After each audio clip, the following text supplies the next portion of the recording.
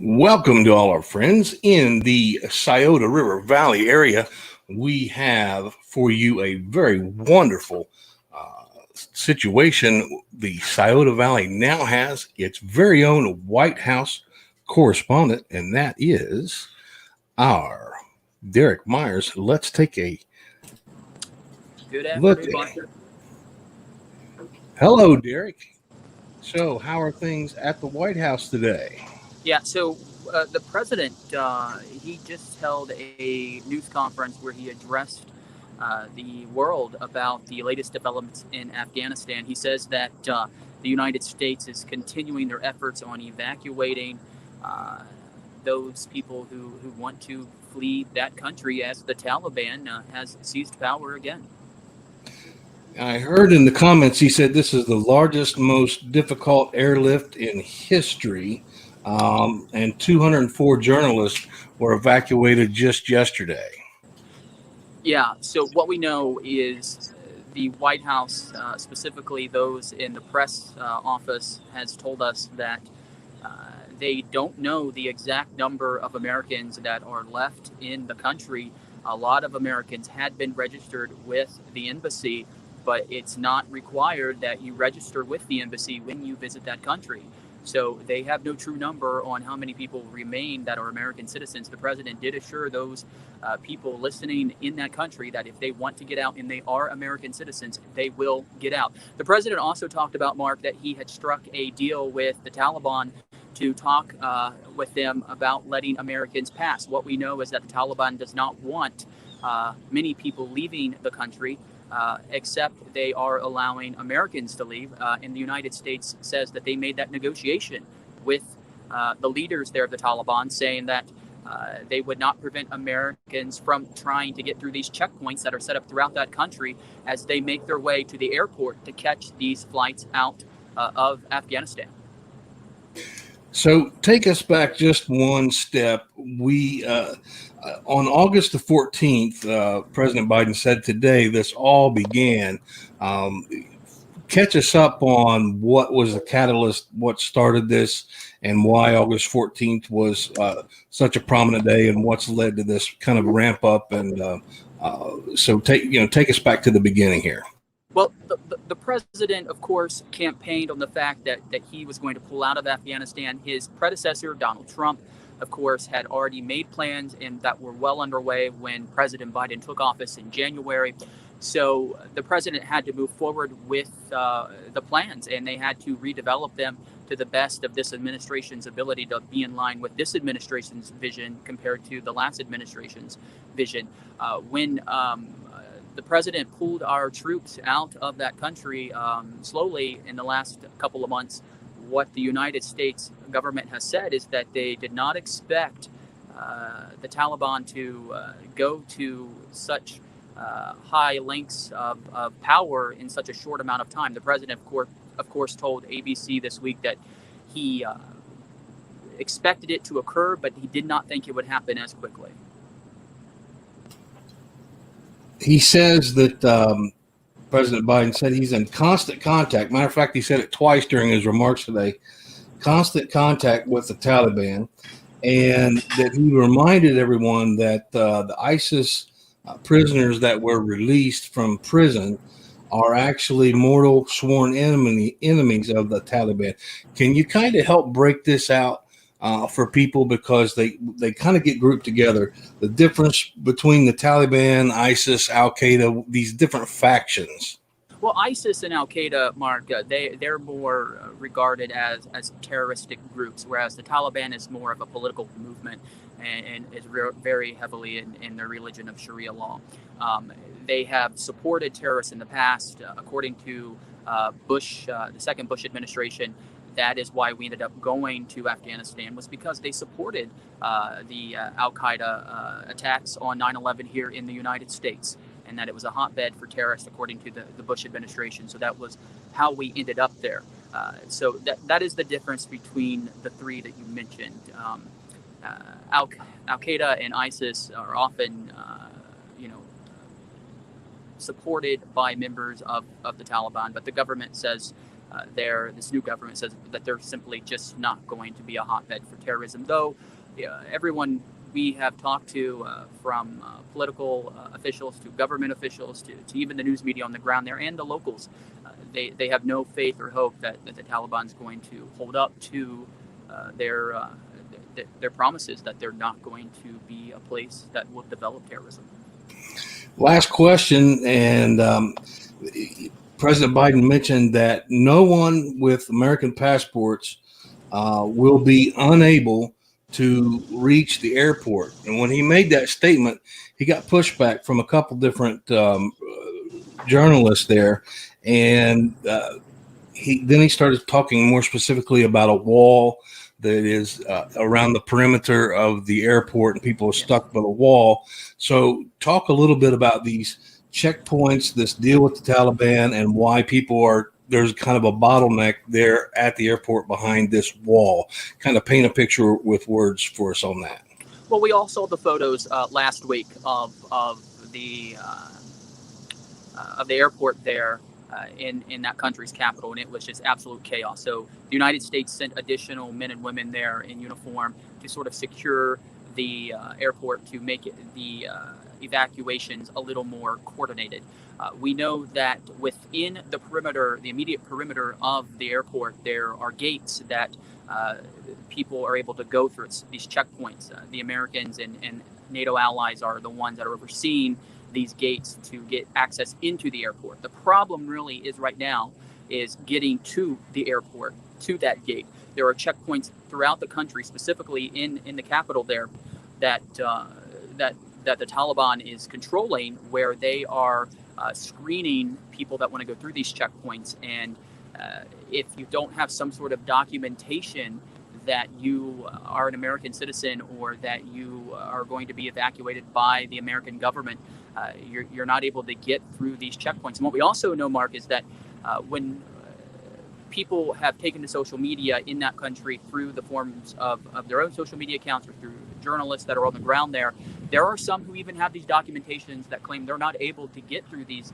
checkpoints leading up to the airport. And the president says, though, that the agreement with the Taliban is to let these people through. And he has said, the president has said, that should the Taliban not follow through with this agreement to allow American citizens and those who are being evacuated by our country through these checkpoints leading up to the airport, that there are going to be consequences. And while we're hearing reports on the ground, Mark, of these denials happening to a lot of people, we have yet to see the president or the DOD take any type of retaliatory efforts towards the Taliban when it comes to these allegations that people aren't getting through that are supposed to be through, when there's an agreement in place to allow them through.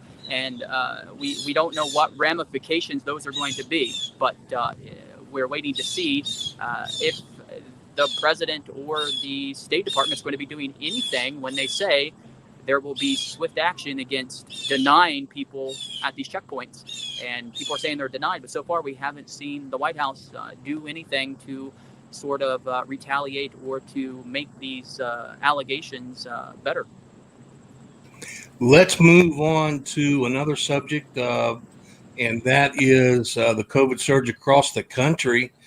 Talk to us a little bit about that. And there are some questions regarding military and the vaccines. So, yeah, it's a good question. So I was, of course, our newsroom is in Ohio. And so when we were in Ohio over the weekend before we came into DC, it's kind of business as usual. Everyone watching this stream in our homeland, so to speak, knows that a lot of people don't wear masks in gas stations or at the grocery store. But you get into Washington, D.C., and there's a mask mandate. It's a totally different world, it feels like, because you're masked up. You got to wear your mask here at the White House. You got to wear your mask on the street if you're going into a restaurant. Walking down the sidewalk, you don't have to be masked up. But a lot of people choose to be. If you go into a restaurant and you don't have your mask on, you go into a gas station, executive office buildings, Mark, and you don't have a mask on, you will be turned away. It is as if two different worlds, from rural Ohio to metropolitan DC.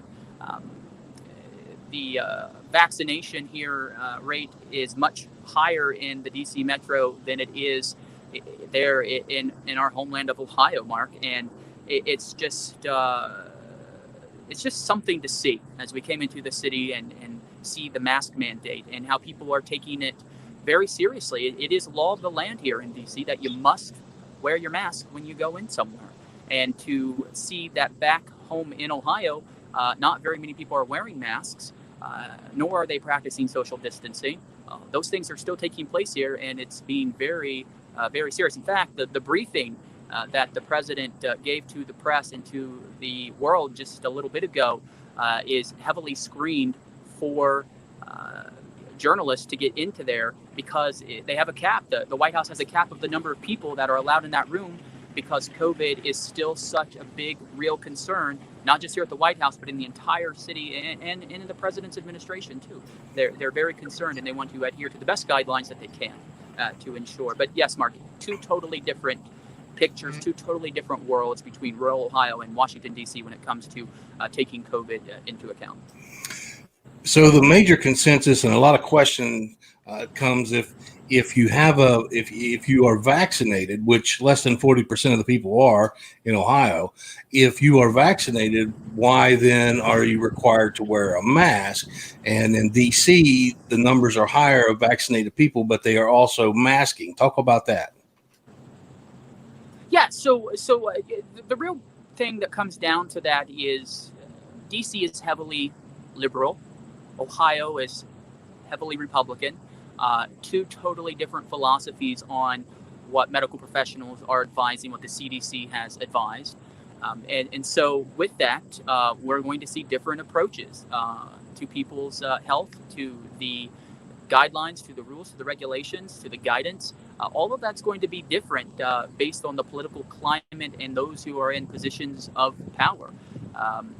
It's a good question. The CDC has recommended that with this surge that everyone is masked up indoors, vaccinated or unvaccinated, that if you're in a high red area that you need to be vaccinated. So, and you need to be masked up. So that is why that is the way that is. We know that 3 sitting U.S. senators who claim to be fully vaccinated, Mark, they were just diagnosed with COVID this week. And undoubtedly, they say they were vaccinated and they say they were masked up. So even though these things are in place, they're not necessarily going to 100% protect you. But the government in D.C. says that they want to take every step possible to sort of mitigate the spread, even if it only raises the mitigation up a couple of percentage points.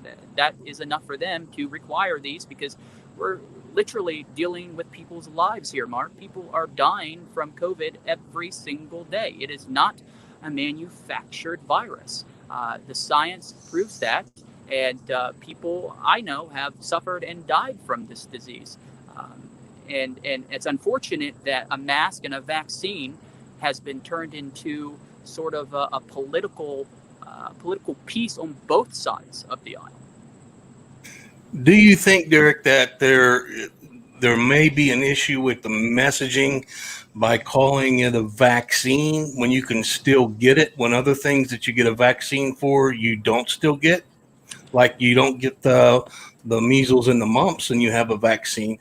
Is it possibly a messaging thing that just kind of started us down this path?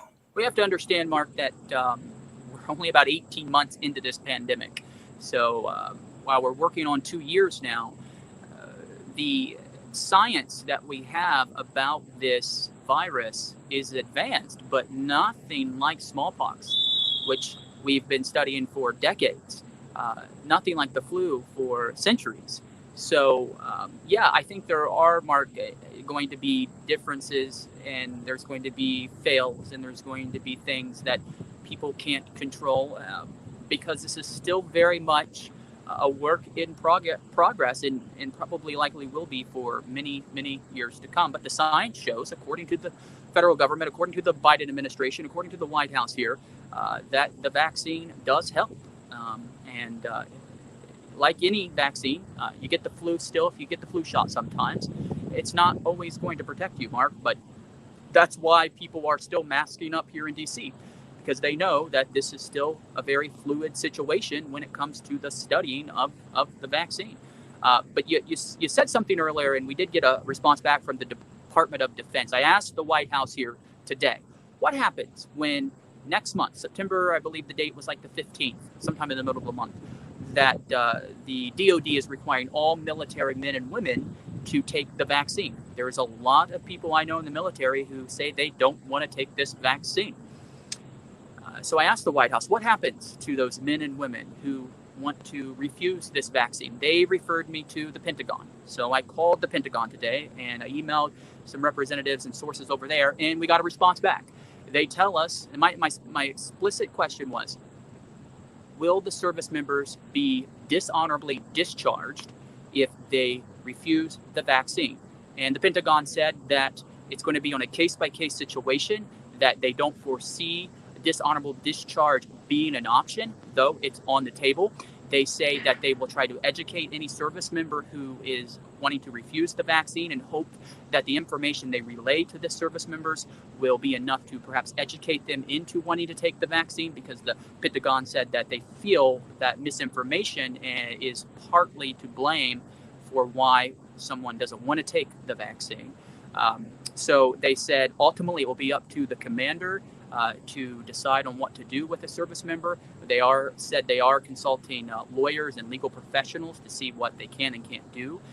The Pentagon said they don't feel that dishonorable discharge is going to be the route that they're going to take, but a reassignment might. For example, someone that might work at Andrews Air Force Base and has what they call Yankee White clearance, which means they work on the presidential aircrafts and VIP dignitary events taking place at Andrews. Likely going to be reassigned, I would say, if they refuse the vaccine. They are not likely to be dishonorably discharged or discharged at all, according to the Pentagon. But they most likely will be reassigned because they don't want to have people around, high, powerful officials such as the president, the vice president, the secretary of state, and people like that, if they're not vaccinated. So reassignment most likely, according to the Pentagon. But they're likely not going to be kicked out of the armed forces. Well, that's fantastic, Dirk, and I'm glad that they finally got back to us, because I know you were hot and heavy on that all morning trying to get an answer to that very important question. Let's go to the next item. Is domestic terrorist is a MAGA supporter. Let us know, Dirk, a little bit about that. Ray Roseberry is the man's name, just under 50 years old. We've all seen the pictures. He was in a black pickup truck, drove up from the Carolinas, parked in front of the Library of Congress, claimed he had tannerite in a drum that was on his lap, that he said it had a microphone attached to it, that if anyone shot out his windows, the microphone would detect the shattering of the glass mark and it would explode. And he said it would take out 2.5 blocks. For some reason, he had dollar bills that he threw out the window and was going on the sidewalk because of the wind. And then he had boxes of pennies that was going to be used as shrapnel when the explosion allegedly was going to happen. After several hours of negotiation, federal law enforcement officers, along with the DC Metro Police, was able to get the situation under control. The man surrendered after about 5 or 6 hours without incident. He was taken into custody. They ultimately did not find any real explosives, so they said it was a hoax, but certainly induced a lot of panic. I was down at the scene. The Capitol was shut down. It was locked down for blocks and blocks, and it's back open today. Even here at the White House, when I was here yesterday, Mark, they had more stricter security coming up Pennsylvania Avenue. Typically, they have barricades up to keep vehicles out, but you can walk down Pennsylvania Avenue on a normal day and go over into Lafayette Park. But yesterday, you couldn't get onto Pennsylvania Avenue unless you had a badge like we do. That was the only way you were getting through. Today, you can go back if you're a tourist on Pennsylvania Avenue in front of the Blair House. So security is still strict, still heightened here, but nothing like it was yesterday. The man, Ray Rosenberry, he was a supporter of the January 6th insurrection. He called on his fellow patriots to join him down at the Library of Congress. He said there was 5 others, though law enforcement haven't been able to find any other sources or threats right now. But he wanted to speak to Joe Biden. He wanted airstrikes in Afghanistan against the Taliban. He lost his mother, lost his health insurance recently. So the man had a lot of anger issues, a lot of problems, a lot of grievances he was airing on Facebook Live that we watched. But yeah, so he was taken in custody without incident. Thank you for that update. Now, I'm telling you what, it is fantastic, and all the viewers at home, fantastic that South Central Ohio is now represented with a correspondent right there at the White House. That is so exciting for us, but also for our community that we represent. Talk to us about the difference when we talk about the respect for online publications that comes from the Biden administration. Talk a little bit about that. Yeah, so the Biden administration has taken a very different approach to how they handle the news media here at the White House versus what we experienced back in our homeland of the Buckeye State. And that is, online publications here are treated equally. They are given the same credentials, the same opportunities to ask the president and vice president questions, and the same access here to the White House grounds as a newspaper that had been in existence for 200 years, a network-affiliated local station, or even a broadcast cable channel. Absolutely something to be here on the White House grounds, Mark, and not have to worry about credibility issues. You know, a lot of people want to call online publications blogs, or they want to call them, fake news or something like that. But here at the White House, that is not the case. You are given access. In fact, they have what we call the press pool, and one person from a network or a radio station or a print paper or a website will represent the media in close quarter events, like if something was taking place in the Oval Office and they could only have about 15 members of the press in there, whereas there's maybe 200 of us here on the ground of the White House, they will take what they call the pool, and every day there is a member of the media assigned to that pool. Today's pool reporter is a online publication, and so he follows the president around anytime there's a press event, and is feeding back details to the rest of the press that has to stay behind because of COVID restrictions for the most part, or space restrictions. We have had the opportunity ourselves to be a part of that and to ask the president some questions, as we have seen on our videos in the last couple of weeks. So we're very grateful for the administration extending the credibility and reality markets, the fairness to publications that otherwise are deemed less than worthy of access. Fantastic. Well, Derek, we appreciate you very much coming online here with us. Looks like a beautiful day. A little bit. It is beautiful here at the White House. Absolutely beautiful. We're under a nice shade tree. You can see the White House over top of me, and you can see those flags. It's the American flag and the POW flag, and they are flapping in the wind. We have a nice, beautiful breeze here along the grounds of the White House today. All right, ladies and gentlemen, this is Derek Myers from the White House, your correspondent from South Central Ohio, right here. And we want you to have a fantastic day. Take us out, Derek. Yeah. Well, we're so grateful that all of you guys have tuned in. Be sure to share this on your social media platforms. And if you have any specific concerns, be sure to email us, both Mark and myself, and we'll try to get those to the administration and ask the tough questions, hold the powerful accountable, as we like to do, because progress inspires change. Is that the right word, Mark? Yes, progress inspires change. That's it. Holding the powerful accountable, because progress inspires change. I love it. All right. Thank you, Derek. Have a good day and be safe. Thank you.